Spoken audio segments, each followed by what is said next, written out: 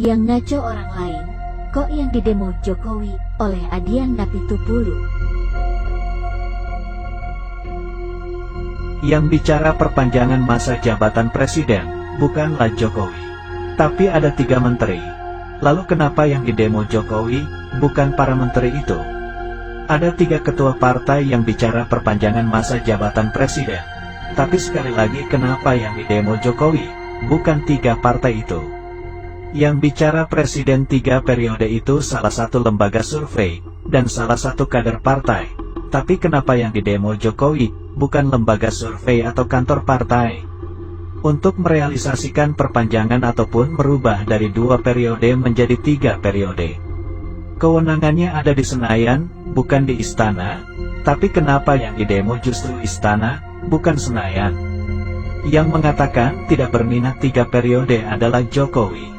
Yang mengatakan bahwa mereka yang menginginkan 3 periode adalah orang yang cari muka juga Jokowi. Yang mengatakan bahwa mengenai masa jabatan ia akan tunduk pada konstitusi adalah Jokowi. Yang mengatakan bahwa menteri tidak boleh lagi bicara tentang perpanjangan masa jabatan juga Jokowi. Tapi aneh kenapa yang didemo justru Jokowi?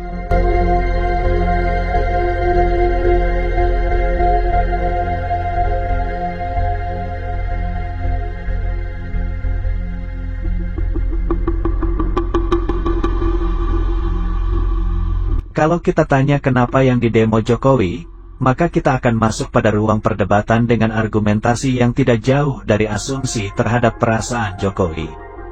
Terhadap dugaan bahwa semua pernyataan para menteri dan ketua umum partai tersebut berasal dari keinginan Jokowi.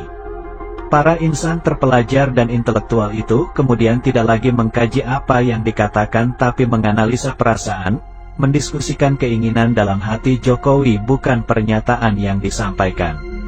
Wacana perpanjangan maupun 3 periode tersebut membuat banyak orang menjadi gelisah lalu sibuk menganalisa perasaan dan keinginan Jokowi. Karena menganalisa rasa tidak punya alat ukur, maka sebagian mahasiswa konon berencana demo besar-besaran ke istana tanggal 11 April nanti. Nah, kalau situasi sudah seperti ini, kemana para menteri dan ketua partai yang melemparkan wacana itu? Kenapa semua tiba-tiba menjadi diam dan seolah membiarkan semua dampak dari ide dan wacana yang mereka lemparkan ditanggung akibatnya sendirian oleh Jokowi? Tidak ada satupun dari pemilik wacana yang berteriak lantang pasang badan berkata, "Demo kami, jangan Jokowi, demo ke tempat saya, jangan ke istana." Cerita belum berakhir. Di sosial media baik WhatsApp, TikTok muncul beragam narasi tuntutan yang berkembang. Tidak lagi soal wacana perpanjangan maupun 3 periode belaka. Sekarang bahkan ada poster atas nama mahasiswa yang isinya menuntut agar Jokowi mundur dari jabatan presiden. Untunglah mahasiswa segera membantah bahwa tuntutan Jokowi mundur bukanlah tuntutan mahasiswa dan poster itu hoaks belaka. Nah lalu tuntutan Jokowi mundur itu tuntutan siapa dong? Lalu yang membuat poster hoaks itu siapa dong? Di pemerintah ada yang lempar wacana lalu sembunyi, di rencana demo juga ada yang lempar poster lalu sembunyi. Ternyata pepatah lempar batu sembunyi tangan tidak cuma terjadi di lingkaran kekuasaan tapi juga dalam aksi di jalanan. Mau dimanapun itu, istana maupun jalanan, sepertinya para pelempar batu sembunyi tangan, itu mungkin selalu ada walau dilakukan orang yang berbeda namun berangkat dari motif yang sama yaitu, duduk di lingkaran kekuasaan.